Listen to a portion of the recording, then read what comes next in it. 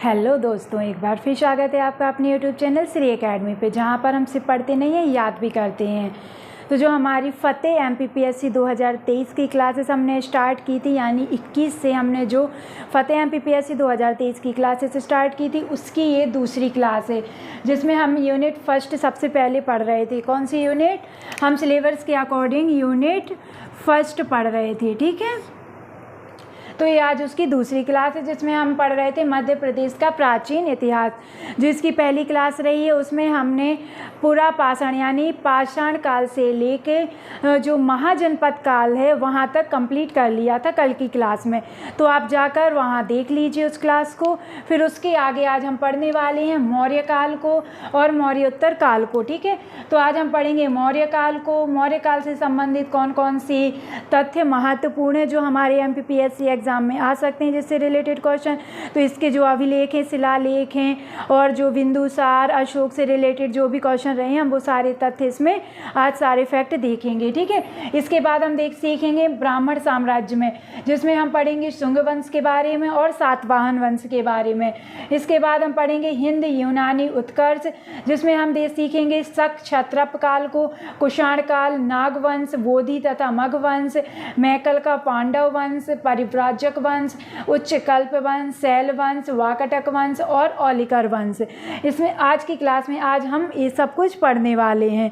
तो बने रहिए हमारे साथ। मैं हूँ श्वेता चौरसिया, और अगर अभी तक आपने हमारे चैनल को सब्सक्राइब नहीं किया है तो कर लीजिए, साथ ही साथ बेल आइकन पर भी क्लिक कर लीजिए, क्योंकि ऐसी ही अब सारी वीडियो आपको डेली मिलने वाली हैं। यानी जो MPPSC 2023 का सिलेबस हम उसको पूरा कवर करने वाले हैं और डेली आपको क्लासेस मिलने वाली हैं। तो आप चैनल को जाकर सब्सक्राइब कर लीजिए, और अगर आपको पढ़ाना अच्छा लगता है तो वीडियो को लाइक करिए, साथ ही साथ प्यारे प्यारे से कमेंट करिए।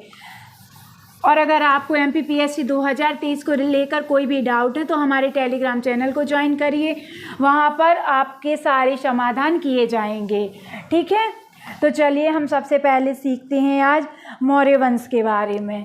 किसके बारे में हम पढ़ेंगे? मौर्य वंश के बारे में।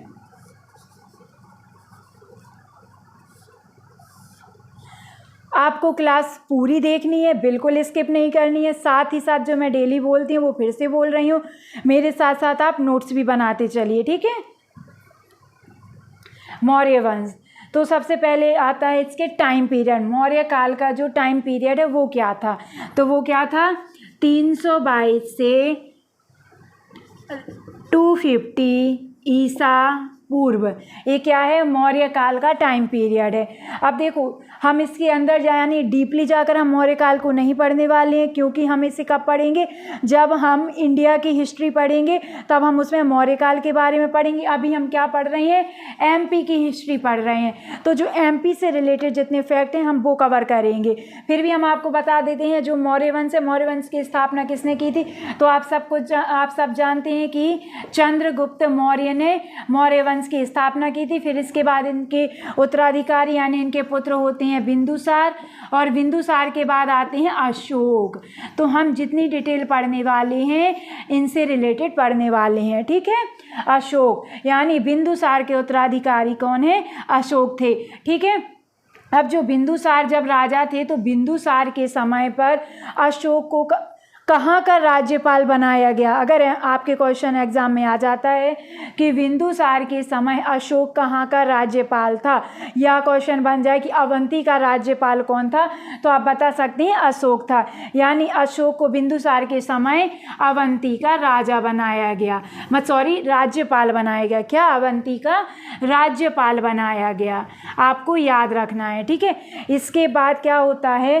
ये जो अशोक हैं, अशोक जब राज्यपाल रहते हैं तब ये क्या करते हैं? जो विदिशा की नगर सेठ की बेटी रहती है, कहाँ की? विदिशा की नगर सेठ की लड़की। कौन? महादेवी। कौन? महादेवी। कहीं कहीं इन्हें श्रीदेवी भी बताया है, तो आपको याद रखना है महादेवी, श्रीदेवी। इनसे जाकर क्या करते हैं? विवाह करते हैं। अशोक विदिशा की नगर सेठ की महादेवी से विवाह करते हैं। फिर इसके बाद इनसे इन्हें एक पुत्र और एक पुत्री होती है, ठीक है। पुत्र का नाम क्या रखते हैं ये? पुत्र का नाम होता है महेंद्र, और पुत्री का नाम क्या है, संघमित्रा। क्या है, संघमित्रा। इन दोनों को अशोक क्या करते हैं, श्रीलंका जो बौद्ध धर्म है उसके प्रचार प्रसार के लिए भेज देते हैं। अब बात आती है जो अशोक है, अशोक जब राजा बन जाते हैं तो ये अपनी राजधानी क्या बनाते हैं, तो आपको याद रखना है इनकी राजधानी क्या है, उज्जैनी। क्या है, उज्जैनी इनकी राजधानी है। ठीक है। और जो अशोक राज्यपाल कितने वर्षों तक रहते हैं, ये 11 वर्षों तक राज्यपाल रहते हैं। ठीक है। कब तक, 11 वर्षों तक ये राज्यपाल रहते हैं, ये आपको याद रखना है। अब अशोक जो हैं, अशोक महादेवी के कहने पर, इनकी जो पत्नी रहती हैं महादेवी, उनके कहने पर ये क्या करती हैं, जो सांची का स्तूप है, सांची का स्तूप तथा जो वैश्य टेकरी है इसका निर्माण करवाते हैं। ठीक है।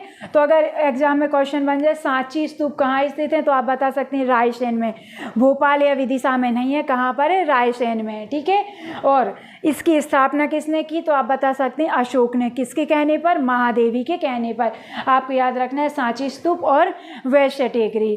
ठीक है। अब इसके बाद हम देखते हैं इनके अभिलेख शिलालेख कहाँ कहाँ पर है मध्य प्रदेश में।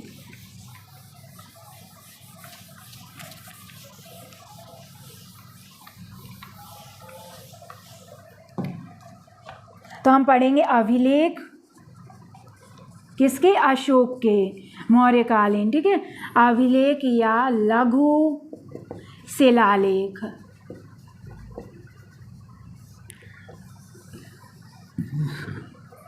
अभिलेख या लघु शिलालेख। ठीक है। तो सबसे पहले आता है रूपनाथ। रूपनाथ, इसमें मैं आपको एक बात क्लियर कर दूं, सबसे ज़्यादा कंफ्यूज होती है कि कहीं कहीं मिलता है कटनी और कहीं कहीं दिखाई देता है किसी बुक में जबलपुर। तो आपको बिल्कुल परेशान नहीं होना है। एज अगर आपके ऑप्शन में कटनी नहीं रहता है तो आपको जबलपुर लगा के आना है, लेकिन जबलपुर और कटनी रहता है और वो पूछते हैं वर्तमान में। कब, वर्तमान में।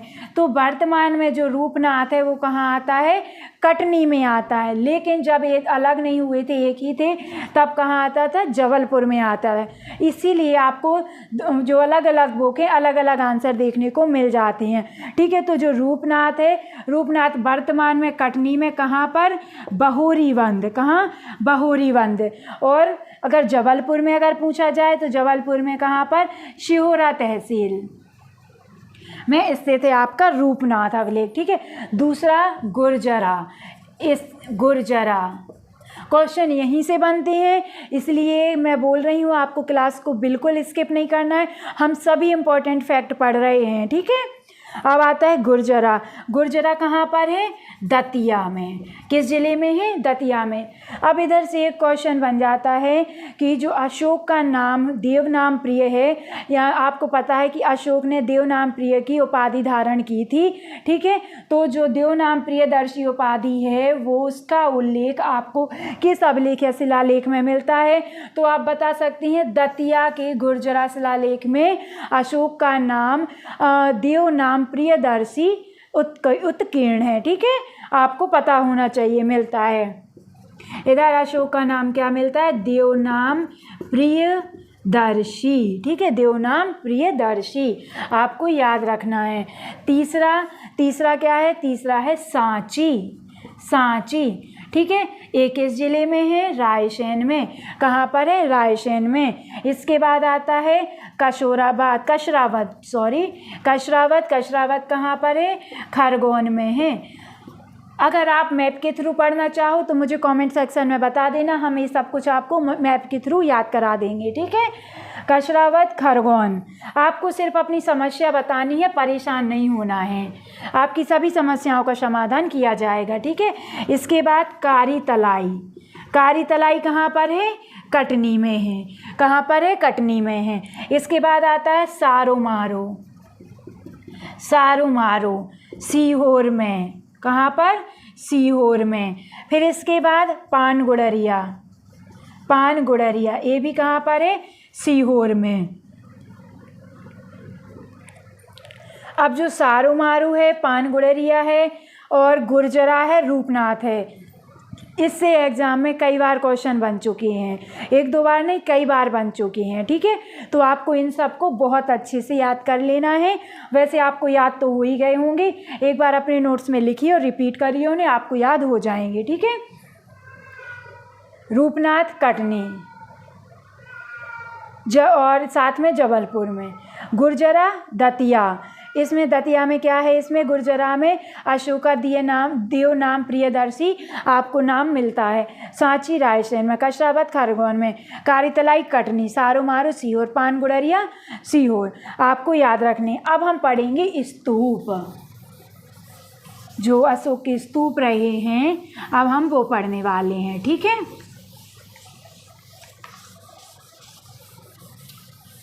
हम ज़्यादा डिटेल में इसलिए नहीं पढ़ रहे हैं क्योंकि ये हमारी प्रीलिम्स के लिए क्लासेस हैं। ठीक है, मेंस के लिए हम डिटेल में पढ़ेंगे अलग से। अब आते हैं स्तूप, क्या स्तूप। अब स्तूप में सबसे पहले क्या आएगा, सांची। सांची अभी तो पता है कि ये कहाँ पर है, रायसेन में है। कहाँ पर है, रायसेन में है। अब एक क्वेश्चन यहाँ बनता है, जो सांची का स्तूप है, सांची का स्तूप में जो तोरण द्वार है, तोरण जो बने हुए हैं ना वहाँ पे, उसका निर्माण किसने करवाया था। ठीक है, तो जो तोरण का निर्माण है, तोरण निर्माण सांची स्तूप में ये किसने करवाया था, पुष्यमित्र शुंग ने। इससे एग्जाम में क्वेश्चन बन चुका है। ठीक है, पुष्यमित्र शुंग ने, आपको वही पढ़ाया जा रहा है जिससे एग्जाम में क्वेश्चन बनते हैं। ठीक है, अब आती है खोजकर्ता। सांची के स्तूप की खोज किसने की थी, तो आपको याद रखना है जनरल टेलर द्वारा। किसके द्वारा, जनरल टेलर के द्वारा। और कब की गई थी, 1818 में की गई थी। अब यूनेस्को में जो आपकी विश्व धरोहर स्थल है यूनेस्को, उसमें सांची के स्तूप को कब शामिल किया गया था, तो आपको याद रखना है कब किया गया था, 1989 में। कब, 1989 में, यानी 1989 में जो आपके सांची स्तूप है उन्हें शामिल किया गया था यूनेस्को में। ठीक है, अब आती है इसके अदर फैक्ट। अगर हम देखें सांची के स्तूप के अदर फैक्ट देखें तो मध्य प्रदेश का सबसे बड़ा स्तूप है। ठीक है, सबसे बड़ा स्तूप है सांची का स्तूप, आपको याद रखना है। दूसरा हम देखें, दूसरा फैक्ट क्या आता है, दूसरा फैक्ट है जो स्तूप में मगदलायन व सारीपुत्र हैं, इनकी अस्थियां रखी गई हैं। किसकी, क्वेश्चन अगर बन जाए कि जो मगदलायन हैं और सारीपुत्र हैं, इनकी जो अस्थियां हैं वो कहाँ के स्तूप में रखी गई हैं, तो आपको याद रखना है कहाँ पर, सांची के स्तूप में। अब बात आती है जो स्तूप है, स्तूप में जहाँ पर अस्थियां रखते हैं, जहाँ पर हम अस्थियां रखते हैं उसको क्या बोलते हैं, तो आपको याद रखना है उसको हम बोलते हैं हर्मिका। क्या बोलते हैं, हर्मिका। हमने अदर फैक्ट क्या देखिए, सांची के स्तूप सबसे बड़ा स्तूप है। इन स्तूप में जो मगदलायन और सारीपुत्र हैं उनकी अस्थियां रखी गई हैं, और जो अस्थियां जहां पर हम जिस स्थान पर स्तूप में रखते हैं उसको हम क्या बोलते हैं, उसको हम हर्मिका बोलते हैं। क्या, हर्मिका बोलते हैं, आपको याद रखना है। अब हम देखते हैं नेक्स्ट, दूसरा स्तूप। तो ये कहाँ पर प्राप्त होता है, भरहुत में। कहाँ पर, भरहुत। ये किस जिले में स्थित है, तो आपको याद रखना है ये सतना जिले में स्थित है। कहाँ पर, सतना जिले में स्थित है। इसकी खोज कब हुई, तो इसकी खोज होती है 1873 में। कब, 1873 में, सॉरी 1873 में इसकी खोज होती है। अब किसके द्वारा होती है, तो जो अलेक्जेंडर कनिंघम है उनके द्वारा होती है। ठीक है, कनिंघम है उनके द्वारा भरहुत स्तूप की खोज होती है। ठीक है, अब तीसरा तुमैन, इससे भी क्वेश्चन बन चुका है। तुमैन कहाँ पर है, अशोकनगर में। कहाँ पर, अशोकनगर में। इसके बाद चौथा हम देखते हैं वैश्य टेकरी। क्या, वैश्य टेकरी, ये कहाँ पर है, उज्जैन में है। कहाँ पर, उज्जैन में है। और वैश्य टेकरी का निर्माण किसने करवाया था, अशोक ने करवाया था। किसके कहने पर करवाया था, तो आपको याद रखना उन्होंने अपनी पत्नी महादेवी के कहने पर करवाया था। ठीक है, अब पांचवा आता है देवरकोठर। ठीक है, ये कहाँ पर है? रीवा में है, रीवा में है। मैं जानती हूँ आपने ये सब चीज़ें नहीं पढ़ी होंगी, पहली बार सुन रहे होंगे, तो ये आपको पता कहाँ से सारा मटेरियल आ रहा है। जो मध्य प्रदेश की बहुत सारी बुक है ना, इम्पोर्टेंट बुक, वहाँ से आपके लिए मटेरियल आ रहा है। इसलिए बोल रही हूँ मैं कि आप सब सारे जो मैं पढ़ा रही हूँ उसके नोट्स बनाते चलिए मेरे साथ साथ, क्योंकि आपको ये सब डाटा कहीं नहीं मिलने वाला है, कहीं भी नहीं, ठीक है। देवरकोठर रीवा, क्योंकि जो आपका पुणेकर पब्लिकेशन, महावीर, हिंदी ग्रंथ अकादमी है, परीक्षा धाम है, इन सब से रिलेटेड, इन सब से जो मोस्ट डाटा मुझे लगता है कि हाँ इससे क्वेश्चन बन सकते हैं, वो सब आपको पढ़ाया जा रहा है, इसलिए नोट्स ज़रूर बनाइए, ठीक है। अब बात आती है सतधारा, क्या? सतधारा, सोनारी, अंधेर, ये सब कहाँ पर हैं? रायसेन में। कहाँ पर? रायसेन में। सतधारा, सोनारी, अंधेर, ये सब कहाँ पर हैं? रायसेन में हैं, ठीक है। अब हम पढ़ेंगे ब्राह्मण साम्राज्य के बारे में। मौर्य काल हमारा कंप्लीट हो गया है। अब हम पढ़ते हैं ब्राह्मण साम्राज्य के बारे में, ठीक है।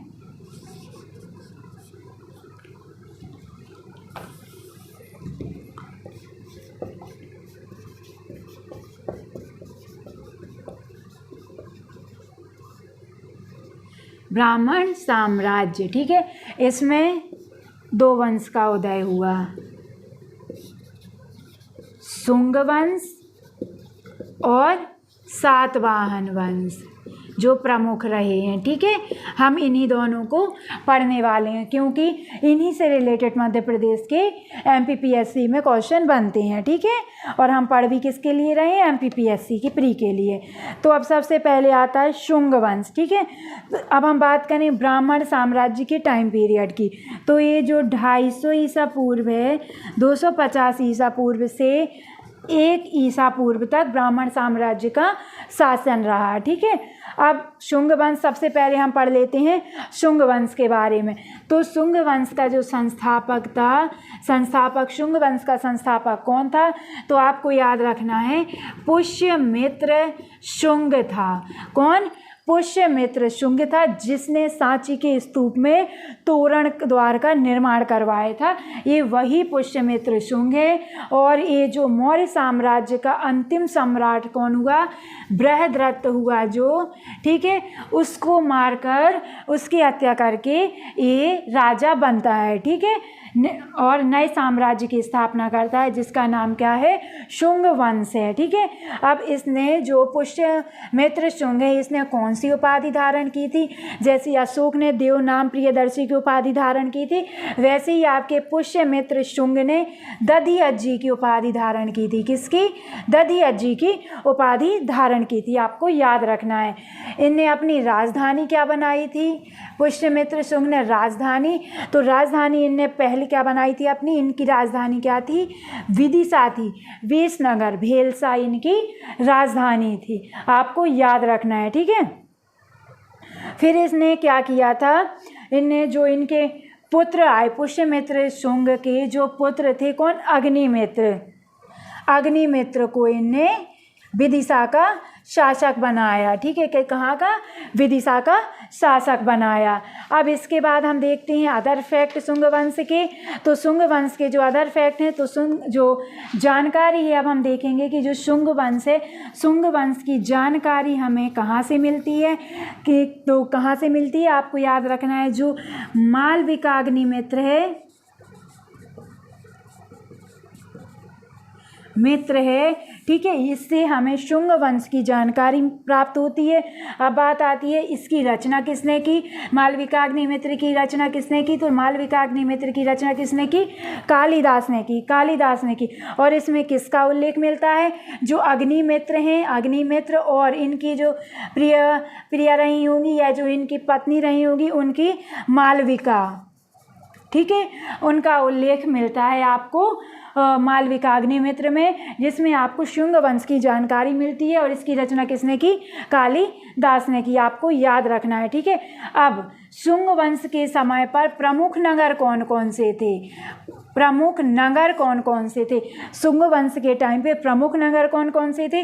तो आपको याद रखना है सांची, उज्जैन व सतना। सांची, उज्जैन और सतना प्रमुख नगर थे। राजधानी विदिशा थी, लेकिन प्रमुख नगर सांची, उज्जैन और सतना थे। आपको याद रखना है।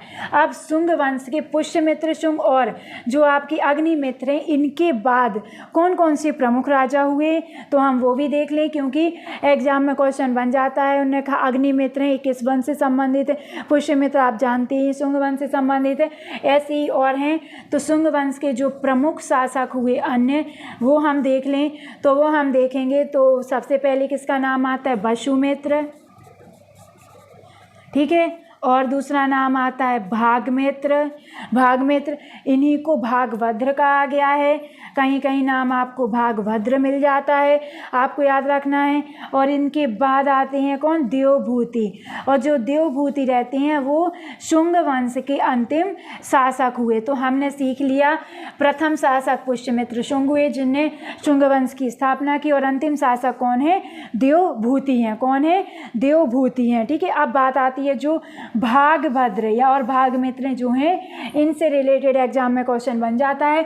तो जो आपके भागभद्र हैं, इनके समय में जो हिंद यूनानी जो राजदूत रहा कौन, हेलियोडोरस। हिंद यूनानी राजदूत जो है हेलियोडोरस, वो इनके शासन के टाइम पे आया था, ठीक है। कहाँ पर, विदिशा में। और उसने क्या, कौन आया था, हेलियोडोरस, ठीक है। आपको याद रखना है कौन आया था, हेलियोडोरस आया था। इसने विदिशा में गरुड़ स्तंभ की स्थापना की। किसकी स्थापना की, गरुड़ स्तंभ की स्थापना की, जिससे आपको भागवत धर्म की जानकारी प्राप्त होती है, ठीक है। भागवत धर्म और वैष्णव धर्म जो जिसे बोलते हैं, उसके साक्ष्य आपको प्राप्त होते हैं, ठीक है। विदिशा को आप जानते हो क्या बोलते हैं, कहाँ पर इन्हें स्थापना की थी, विदिशा। कहीं कहीं आपको भेलसा दिख जाएगा, कहीं कहीं आपको बेसनगर दिख जाएगा, तो कंफ्यूज बिल्कुल भी नहीं होना है, ठीक है।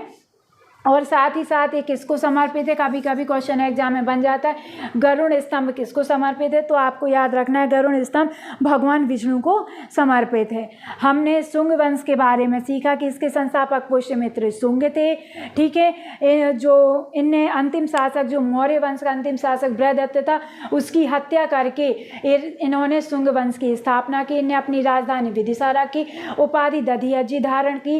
इसके बाद इनने जो इनके पुत्र हुए अग्निमित्र, ने उनको विदिशा का शासक बनाकर भेजा, ठीक है। इसके बाद जो शुंग वंश के समय प्रमुख नगर रहे वो सांची, उज्जैन और सतना रहे हैं। कौन, सांची, उज्जैन और सतना रहे हैं। अब शुंग वंश की जानकारी कहाँ पर मिलती है, मालविका अग्निमित्र में मिलती है, जिसकी रचना कालिदास ने की है।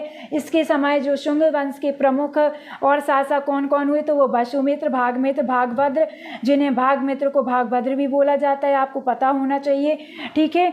और साथ ही साथ देवभूति। देवभूति अंतिम शासक हुआ शुंग वंश का।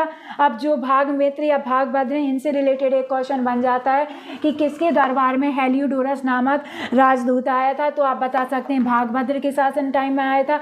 और हेलियोडोरस ने जो विदिशा है, विदिशा में गरुड़ स्तंभ की स्थापना की, जिससे आपको भागवत धर्म या वैष्णव धर्म के साक्ष्य प्राप्त होते हैं। गरुड़ स्तंभ किसको समर्पित है, भगवान विष्णु को समर्पित है, ठीक है। हमने सीख लिया। अब हम सीखेंगे सातवाहन वंश के बारे में। आई होप आपको सब कुछ समझ में आ रहा होगा।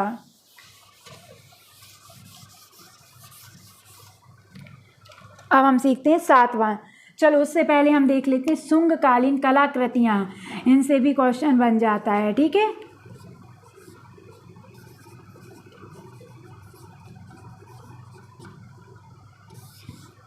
तो शुंगकालीन कलाकृतियाँ कौन कौन सी रही हैं, तो मेन जो दो बनते हैं जिनसे क्वेश्चन आपको याद रखना है, ज़्यादा याद नहीं करना, जिससे क्वेश्चन बनते हैं वही पढ़ना है अपन को, है ना।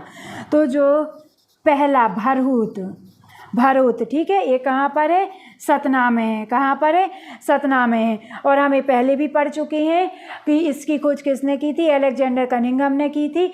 और कहाँ पर, कब की थी, 1875 में की थी। ये दूसरा क्या है, काकनावोट, ये कहाँ पर है, सांची में है। आपको याद रखना है कहाँ पर है, सांची में। इसकी खोज कब की, 1818 में किसने की थी, जनरल टेलर ने की थी, जैसे सांची स्तूप की हुई, ठीक है। अब हम सीखते हैं सातवाहन वंश। मेनली खोज से रिलेटेड क्वेश्चन बनते हैं और साथ में ये कहाँ पर स्थित हैं, ठीक है, इसलिए हम वही पढ़ रहे हैं। या किसके शासन के टाइम के हैं, तो बस वही हम पढ़ रहे हैं, ठीक है। आपको ज़्यादा डिटेल में नहीं जाना है, मेंस के लिए थोड़ी पढ़ रहे हैं। अब बात आती है सातवाहन वंश। सातवाहन वंश पढ़ना है अब हमें, ठीक है। तो सातवाहन वंश के संस्थापक कौन है?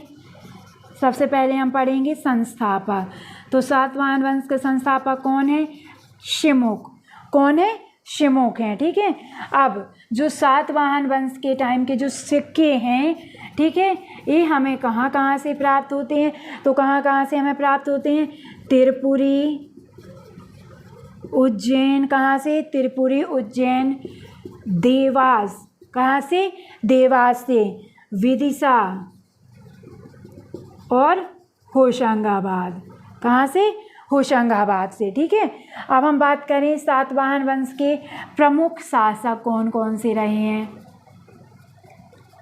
एक बात और बता दूं, सातवाहन वंश में जितने भी शासक हुए हैं तो इनके नाम के आगे इनकी माँ का नाम लगता था। जैसे गौतमी पुत्र सातकर्णी, है ना, पुलमावी पुत्र बोलते थे, ठीक है, वशिष्ठी पुत्र बोलते थे, ऐसे आपको याद रखना है, ठीक है। तो जो प्रमुख शासक कौन कौन कौन रहे? सातकर्णी। कौन? सातकर्णी, ठीक है। इसके बाद पुलमावी पुत्र। फिर कौन रहा? गौतमी पुत्र। गौतमी पुत्र, ठीक है।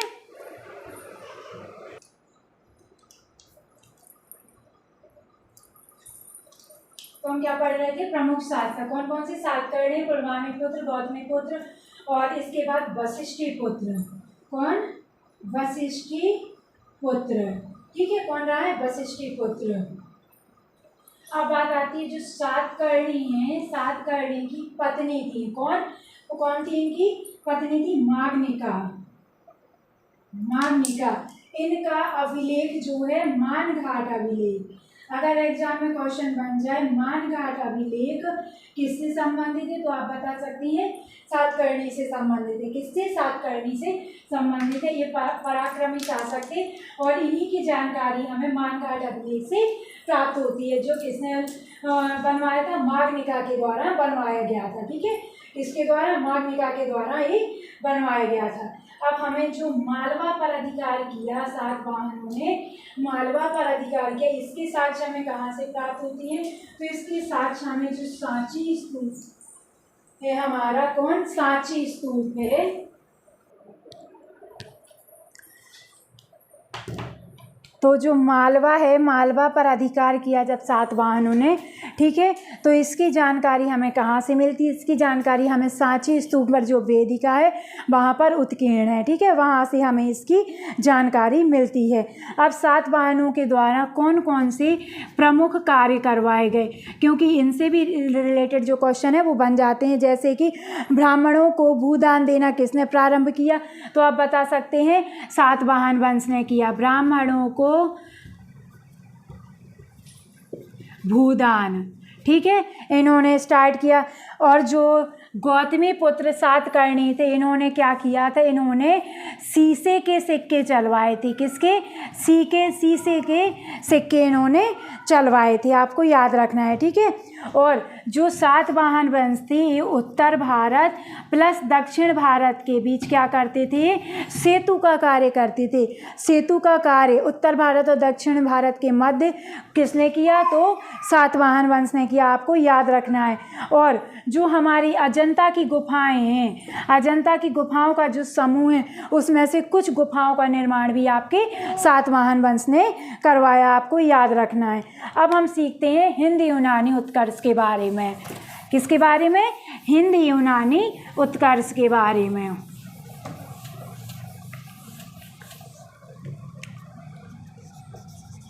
हिंद यूनानी उत्कर्ष, ठीक है, यानी जो अन्य प्रमुख राजा हुए, अन्य प्राचीन वंश रहे, अब हम उनके बारे में पढ़ते हैं। तो सबसे पहले हम पढ़ेंगे शक, क्षत्रप वंश के बारे में, ठीक है, शक क्षत्रप जो काल रहा उसके बारे में।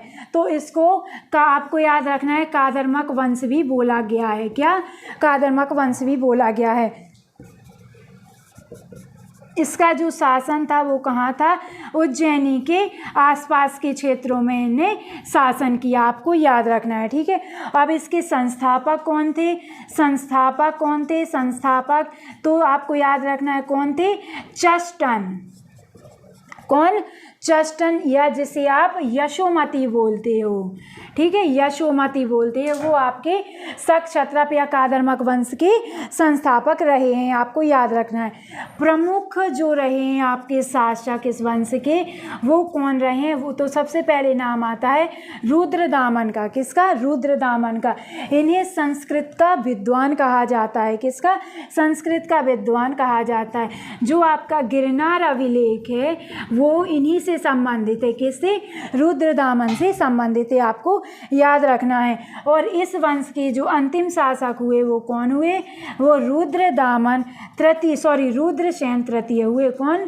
रुद्रसेन तृतीय इस वंश के जो क्या थे? अंतिम शासक हुए। इनको किसने मारा या किसने इनकी हत्या की? तो आपको याद रखना है चंद्रगुप्त विक्रमादित्य ने रुद्रसेन की हत्या की, आपको याद रखना है। अब हम दूसरा पढ़ेंगे कुषाण काल के बारे में। किसके बारे में? कुषाण काल के बारे में हम पढ़ेंगे, कुषाण काल के बारे में, ठीक है।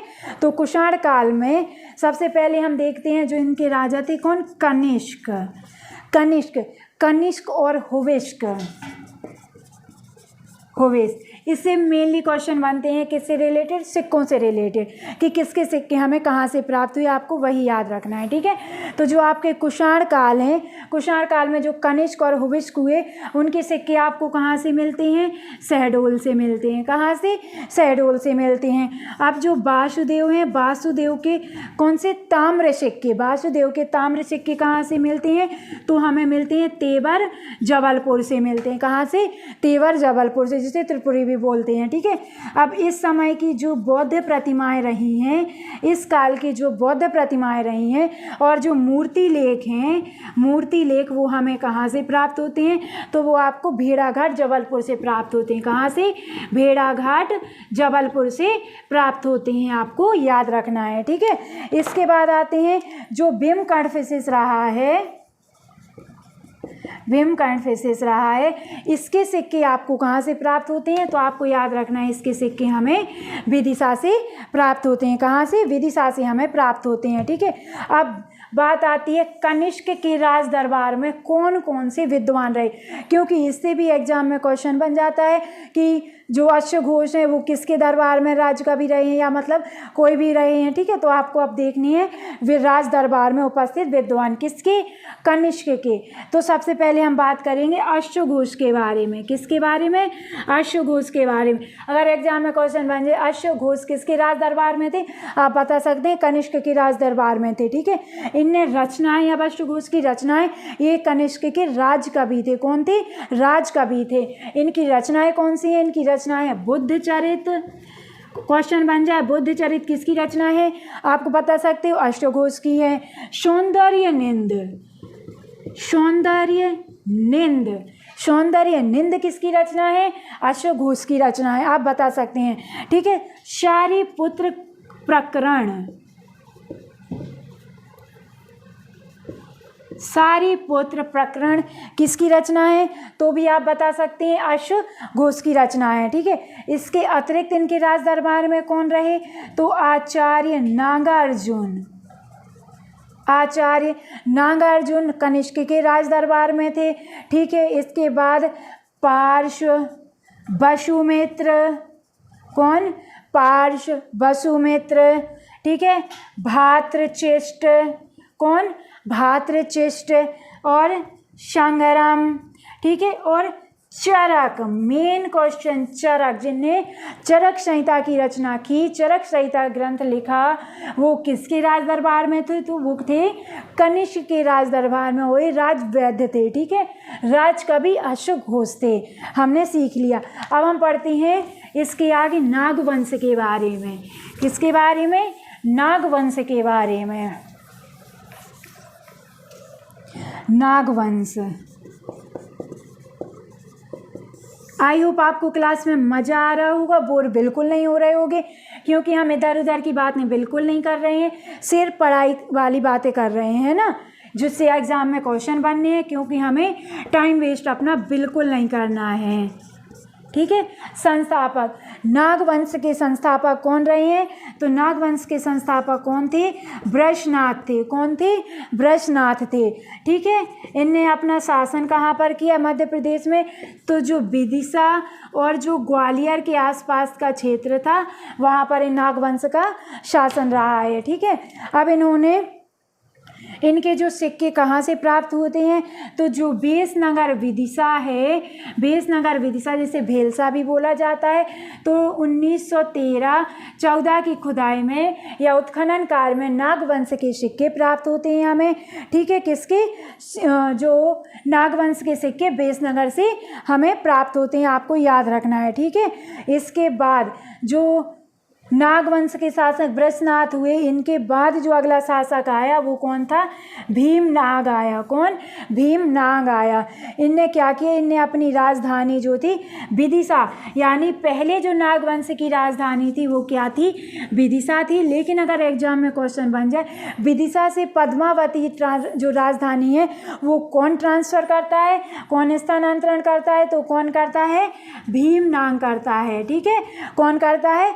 भीमनाग करता है, आपको याद रखना है। इसके बाद जो भीमनाग के उत्तराधिकारी होते हैं तो वो कौन कौन से होते हैं? स्कंदनाग। कौन? स्कंदनाग तथा बृहस्पतिनाग। पतिनाग इसके उत्तराधिकारी हुए, जिनके सिक्के कहाँ से प्राप्त होते हैं? जिनके सिक्के हमें कहाँ मिलते हैं? पबाया में मिलते हैं। कहाँ पर फिर मिलते हैं? पबाया में। फिर इसके बाद जो अंत शासक आते हैं वो है कौन? रविनाग। कौन है? रविनाग। और रविनाग के सिक्के कहाँ से प्राप्त होते हैं? तो आपको याद रखना है कहाँ से प्राप्त होते हैं? एरण से प्राप्त होते हैं। नागवंश के संस्थापक वृषनाथ रहे हैं। इन्होंने शासन अपना कहाँ पर किया? विदिशा, ग्वालियर के आसपास राजधानी विदिशा बनाई। ठीक है। नागवंश के सिक्के कहाँ से? 1913-14 की खुदाई में हमें बेसनगर से प्राप्त होते हैं, जिसे भेलसा या वर्तमान में विदिशा कहा जाता है। वृषनाथ के बाद जो इनके उत्तराधिकारी या अन्य शासक आए वो कौन थे? भीमनाग थे, जिन्होंने विदिशा से राजधानी पद्मावती ट्रांसफर कर दी। इसके बाद जो शासक आते हैं वो है स्कंदनाग और बृहस्पतिनाग, जिनके सिक्के हमें कहाँ से मिलते हैं? पबाया से मिलते हैं। इसके बाद जो रविनाग आते हैं उनके सिक्के हमें कहाँ से प्राप्त होते हैं? एरण से प्राप्त होते हैं। अब हम पढ़ेंगे बोधिवंश या मगवंश के बारे में।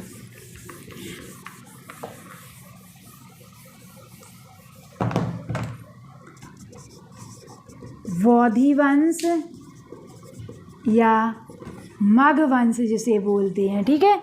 बोधिवंश या मगवंश जिसे हम बोलते हैं। ठीक है। तो पुराणों में कहा गया है बोधिवंश को मगवंश। किसमें? पुराणों में कहा गया है मगवंश। ठीक है। इसके बाद हम बात करें तो इनने कहाँ पर शासन किया? इन्होंने शासन किया अपना बघेलखंड, जो बघेलखंड वाला रीजन है वहाँ पर किया। सबसे पहले वहीं पर शासन करते थे। फिर इसके बाद इनका जो राज्य था उसका विस्तार होता है और ये कहाँ तक पहुँच जाते हैं? कौशाम्बी तक पहुँच जाते हैं। ठीक है। कहाँ तक? कौशाम्बी तक पहुँच जाते हैं, यानी इनकी राज्य का विस्तार बघेलखंड से कौशाम्बी तक हो जाता है। ठीक है। इनका राज्य यहाँ तक विस्तृत हो जाता है। ठीक है। अब बात आती है इनके सिक्के कहाँ से? आप बोधिवंश के सिक्के कहाँ से प्राप्त होते हैं? तो ये प्राप्त होते हैं हमें कहाँ से? बांधवगढ़ से। कहाँ से प्राप्त होते हैं? बांधवगढ़ से। इस वंश के सिक्के प्लस अभिलेख हमें कहाँ से मिली है या इनकी जानकारी कहाँ से मिली है? तो कहाँ से?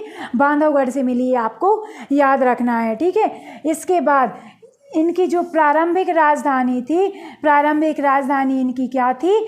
बांधवगढ़ ही थी। जो इनकी प्रारंभिक राजधानी थी बोधिवंश की वो कौन थी? कहाँ थी? बांधवगढ़ थी। कहाँ पर? बांधवगढ़ में थी, आपको याद रखना है। अब बोधिवंश के जो प्रमुख शासक रहे हैं आपको कौन कौन से रहे हैं? कौन कौन से? भीमसेन, भीमसेन, भद्रमघ, कौन? भद्रमघ, शिवमघ, शिवमघ इसके प्रमुख शासक रहे। बोधिवंश, बघेलखंड के आसपास इनने राज किया। फिर इसके बाद ये कहाँ पर तक अपना राज्य विस्तृत कर लेते हैं, तो कौशाम्बी तक इनका राज्य फैल जाता है। इनकी प्रारंभिक राजधानी क्या थी? बांधवगढ़ थी। बांधवगढ़ से ही इनके सिक्के और अभिलेख की जानकारी हमें प्राप्त होती है। इसके प्रमुख शासक भीमसेन, भद्रमघ और शिवमघ रहे हैं, आपको याद रखना है। अब हम पढ़ते हैं मैकल का पांडव वंश।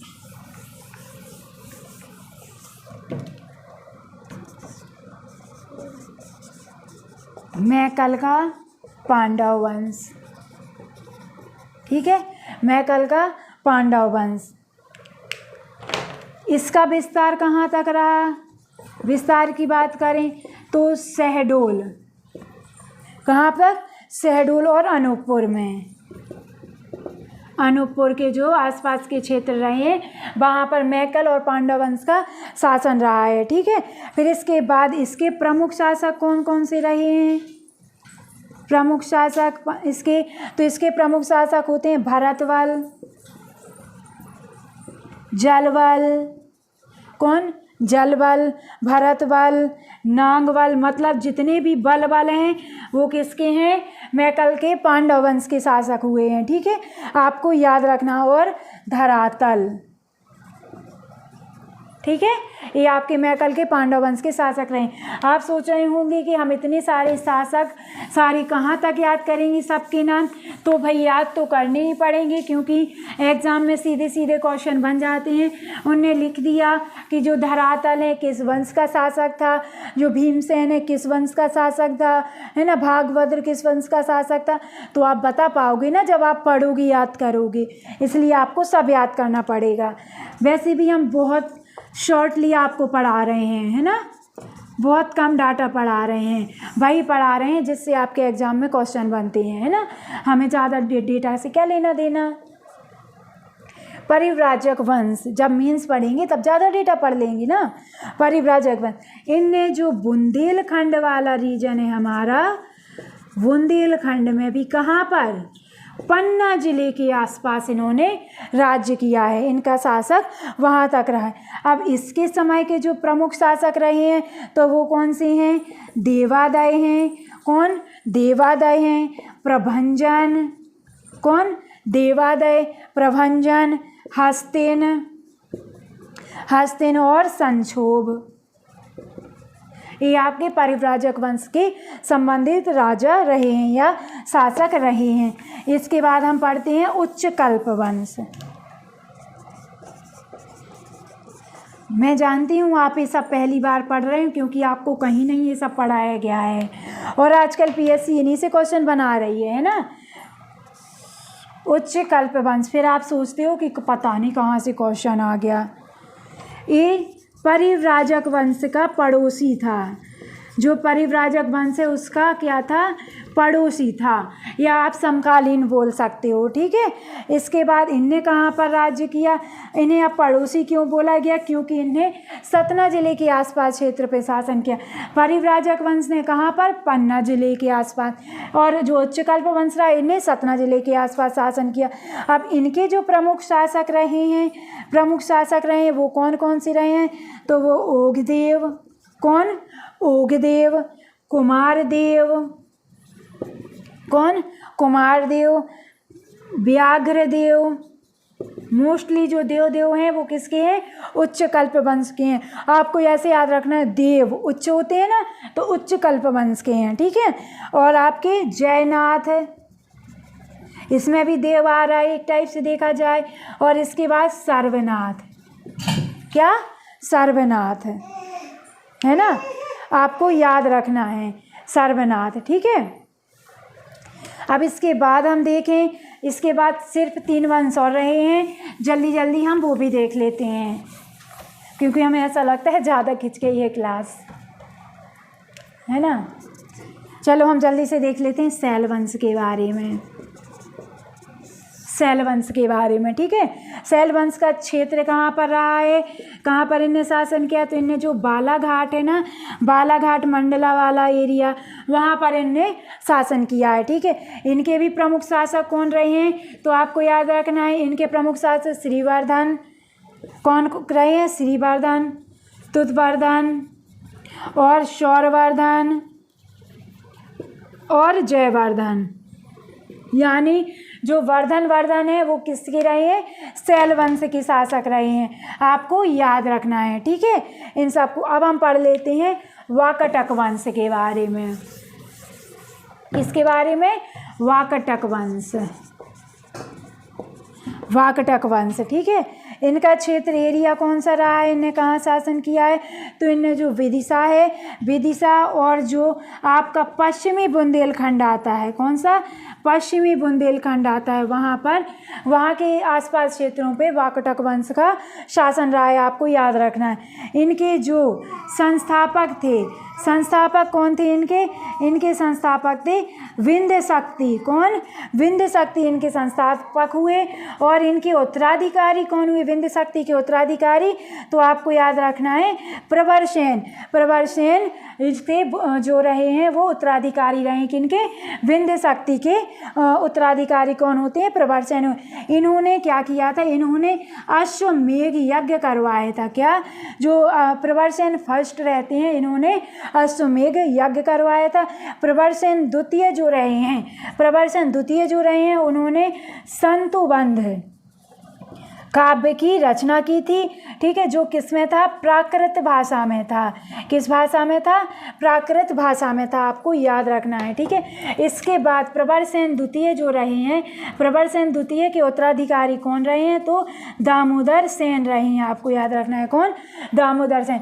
वाकटक वंश, वाकटक वंश जो रहा है उसका क्षेत्र विदिशा और पश्चिम बुंदेलखंड पर उन्होंने शासन किया है।